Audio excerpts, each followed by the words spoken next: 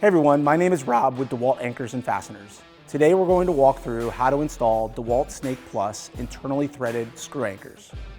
Please note that this is not a substitute for the product instruction manual.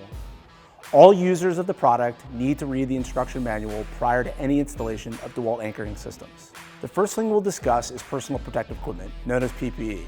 Always wear all the appropriate ANSI or NIOSH rated PPE.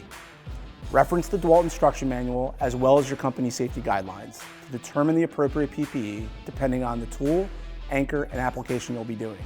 First, drill a hole into the base material with a rotary hammer drill and a carbide drill bit to the size and embedment depth required for the size Snake Plus anchor being used. The tolerances of the carbide drill bit, including hollow bits, must meet the ANSI standard B212.15.